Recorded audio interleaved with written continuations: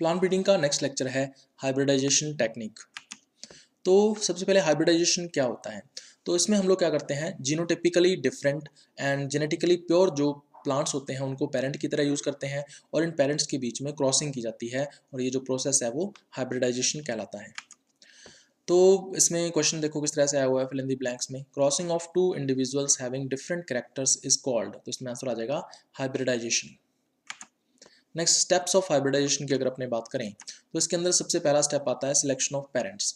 तो पेरेंट्स का सिलेक्शन जब हम लोग करेंगे तो हमें ये देखना होगा कि जो हम लोग पेरेंट प्लांट्स का सिलेक्शन कर रहे हैं उसमें वो करेक्टर्स प्रेजेंट होने चाहिए जिसमें हम लोग इम्प्रूवमेंट करना चाहते हैं।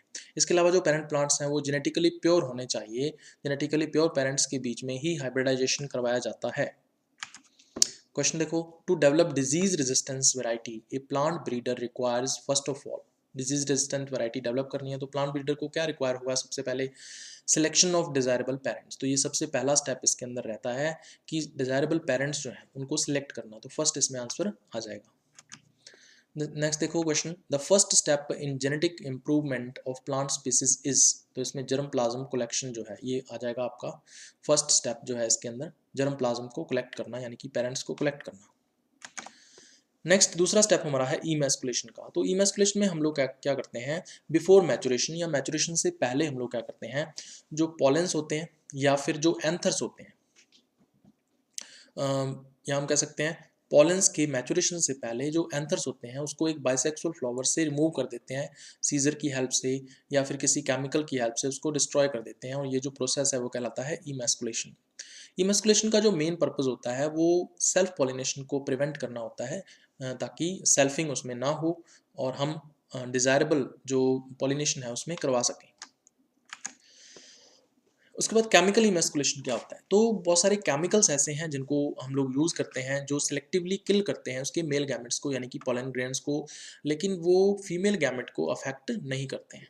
ठीक है, तो इसके लिए हमें क्या करना पड़ता है, जो फ्लावर है उसको डिप करना पड़ता है इन केमिकल्स के अंदर। तो ये केमिकल कौन कौन से हैं, राइस क्रॉप की अगर अपने बात करें, पैडी क्रॉप की, तो इसमें हम लोग यूज़ कर सकते हैं कुछ केमिकल्स को, जैसे इथरल है, सोडियम मेथाइल आर्सेनेट है, जिंक मेथाइल आर्सेनेट वगैरह है ना। कॉटन एंड व्हीट के लिए हम लोग यूज़ कर सकते हैं मेलेइक हाइड्रोजाइड को। तो ये केमिकल्स केमिकल इमैस्कुलेंट कहलाते हैं। केमिकल इमैस्कुलेंट क्या होते हैं, इस पे 2 नंबर का क्वेश्चन पूछा हुआ है तो ये डेफिनेशन आपको बता देनी है विद एग्जांपल्स। नेक्स्ट देखो, emasculation is removal of anthers after maturity from the bisexual flower. तो आफ्टर मैच्योरिटी नहीं आएगा बल्कि आएगा बिफोर मैच्योरिटी, तो ये जो लाइन है वो फॉल्स हो जाएगी, आंसर इसमें आ जाएगा फॉल्स। नेक्स्ट दूसरा स्टेप हमारा है बैगिंग। बैगिंग जो है इसमें हम क्या करते हैं, जो भी इमैस्कुलेटेड फ्लावर होता है उसको इमीडिएटली हम लोग क्या करते हैं, एक बैग से कवर कर देते हैं उस फ्लावर को और एक थ्रेड की हेल्प से उसको पेडिसेल या पेडंकल से उसको बांध दिया जाता है उस बैग को। ठीक है, अब बैगिंग क्यों की जाती है, तो बैगिंग का जो मेन पर्पस है वो होता है प्रिवेंट अनकंट्रोल्ड पॉलिनेशन। कोई अनडिजायर्ड पॉलन ग्रेन जो है वो पॉलिनेशन कर सकता है आके, तो उस पॉलिनेशन को रोकने के लिए हमें क्या करना पड़ता है, बैगिंग करनी पड़ती है। तो आप देख सकते हो क्वेश्चन आया हुआ है, bagging is use to prevent out crossing. तो बैगिंग का यूज जो है वो आउट क्रॉसिंग यानी कि बाहर से आने वाले जो पॉलन ग्रेन्स हैं उनको रोकने के लिए किया जाता है, तो आंसर इसमें आ जाएगा ट्रू। नेक्स्ट टैगिंग की बात कर लेते हैं। तो जो भी इमैस्कुलेटेड फ्लावर होता है उसके पेडिसेल के साथ हमें एक टैग जो है पेपर का बना हुआ टैग जो है वो अटैच करना पड़ता है, बांधना पड़ता है। ठीक है, ये जो टैग है ये क्या होता है, ये स्क्वायर भी हो सकता है या फिर सर्कुलर पीस भी हो सकता है कागज़ का या पेपर का, जिसका साइज 2 सेंटीमीटर से 3 सेंटीमीटर तक हो सकता है। अब कौन कौन सी इन्फॉर्मेशन जो है वो कार्बन पेंसिल से हमें इस टैग के ऊपर लिखनी पड़ती है, तो डेट ऑफ इमैस्कुलेशन, इमैस्कुलेशन किस डेट को किया गया था, डेट ऑफ पॉलिनेशन, पॉलिनेशन जो है वो किस डेट को किया गया था, इसके अलावा names of male and female parent, तो इसमें हम लोग सबसे पहले फीमेल पेरेंट का नाम लिखेंगे, फिर क्रॉस लगा के फिर मेल पेरेंट का नाम जो है वो लिखा जाता है। तो इस तरह से ये इन्फॉर्मेशन जो है वो हमें टैग के ऊपर लिखनी पड़ती है।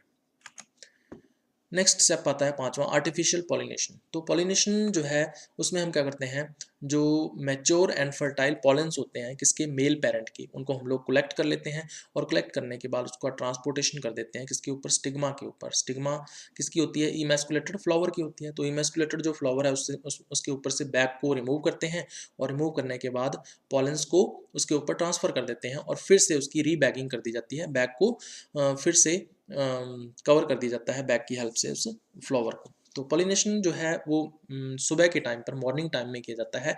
Next day of the emasculation सुबह 7:30 से 10 बजे के बीच में ये किया जाता है। उसके बाद लास्ट स्टेप इसमें आता है कलेक्शन ऑफ F1 सीड्स। तो जब पॉलिनेशन हो गया तो उसके बाद मैचुरेशन होगा, मैचुरेशन के बाद फिर सीड्स प्रोड्यूस होंगे। तो जो भी हाइब्रिड सीड्स हैं उनको हम लोग कलेक्ट कर लेते हैं और उनको सुखा लेते हैं, ड्राई कर लेते हैं सेपरेटली। और उसके बाद जो टैग्स होते हैं उनको F1 सीड्स के साथ ही रैक में रख दिया जाता है ताकि फ्यूचर के अंदर हम लोग उसको आइडेंटिफाई कर सकें। इसके अलावा अगर हम प्रोटेक्शन करना चाहते हैं फिज़िकल मिक्सिंग से, तो भी हमें इसकी केयर रखनी पड़ती है। तो फिज़िकल मिक्सिंग ना हो ये हमें ध्यान रखना पड़ता है ताकि जो प्योरिटी है वो बनी रहे। अब इस पे क्वेश्चन देखो किस तरह से आया हुआ है। हाइब्रिड्स आर द, जो हाइब्रिड्स हैं वो फर्स्ट जनरेशन होते हैं, सेकंड जनरेशन होते हैं, थर्ड जनरेशन होते हैं। तो आंसर आ जाएगा फर्स्ट जनरेशन, यानी F1 जनरेशन जो है उसके प्लांट्स को हाइब्रिड्स कहा जाता है।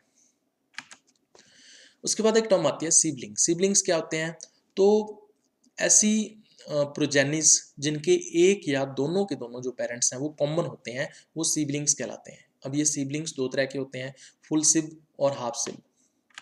सबसे पहले फुल सिब की बात कर लेते हैं। तो ऐसी प्रोजेनिस जिनके दोनों के दोनों जो पेरेंट्स हैं, यानी बहुत पेरेंट्स होते हैं वो कॉमन होते हैं, यानी कि बहुत पेरेंट्स होते हैं वो सेम होते हैं, वो फुल सिब कहलाते हैं। इस डायग्राम के अंदर आप देख सकते हो जो 1 नंबर प्रोजेनी है इसका मेल पेरेंट ए है और फीमेल पेरेंट बी है। 2 नंबर जो प्रोजेनी है इसका मेल पेरेंट ए है, फीमेल पेरेंट बी है। तो इसका मतलब नंबर 1 और नंबर 2 प्रोजेनीज जो हैं ये आपस में फुल सिब कहलाते हैं। फॉर एग्जाम्पल जैसे 2 सगे भाई बहन हैं या 2 सगे भाई हैं या 2 सगी बहनें हैं, वो फुल सिब कहलाएंगी। उसके बाद आता है हाफ सिब। हाफ सिब में क्या होता है, ऐसी प्रोजेनिस जिनका सिर्फ एक पेरेंट कॉमन होता है और दूसरा पेरेंट जो है वो डिफरेंट होता है, तो वो हाफ सिब कहलाता है। तो इस डायग्राम के अंदर आप देख सकते हो जो 1 नंबर प्रोजेनी है इसका मेल पेरेंट ए है, फीमेल पेरेंट बी है।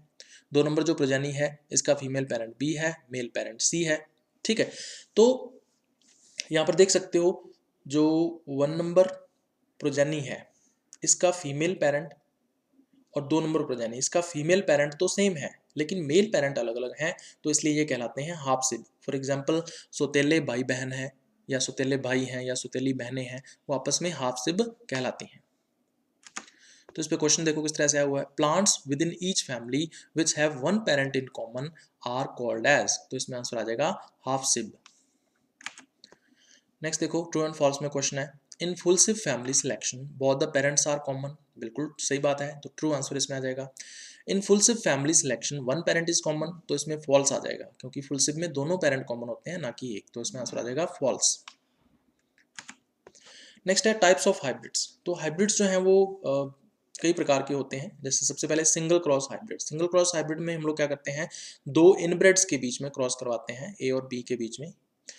उसके बाद 3 वे हाइब्रिड। 3 वे हाइब्रिड में क्या करते हैं हम लोग, एक तो सिंगल क्रॉस हाइब्रिड ले लेते हैं और दूसरा इनब्रेड ले लेते हैं। इन दोनों के बीच में अगर अपने क्रॉस करवाते हैं तो उसको 3 वे हाइब्रिड कहा जाता है।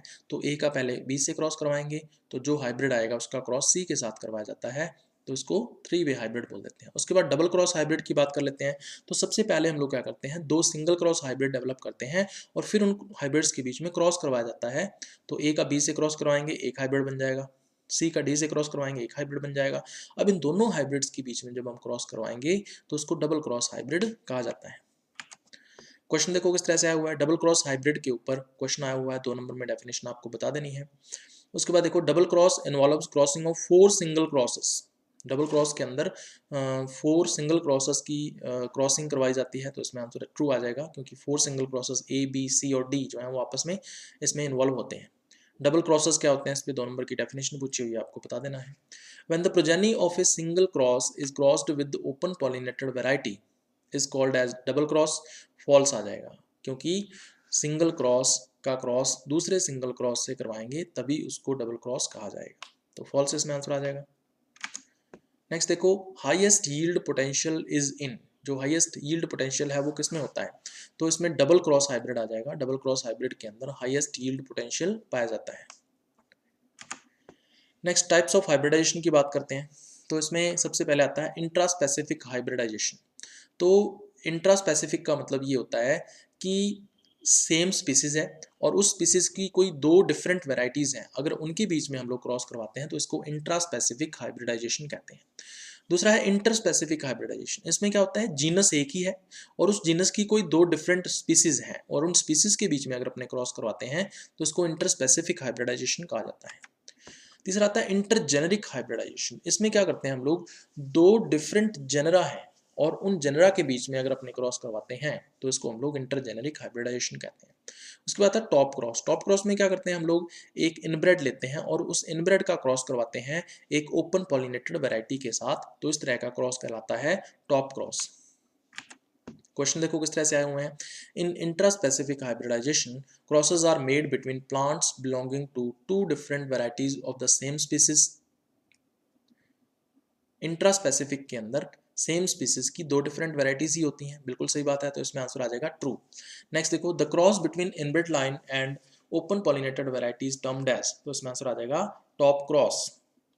नेक्स्ट देखो, when an inbred is crossed with the self pollinated variety is known as top cross. False आ जाएगा, सेल्फ पॉलिनेटेड वैरायटी नहीं होती बल्कि होती है ओपन पॉलिनेटेड वैरायटी।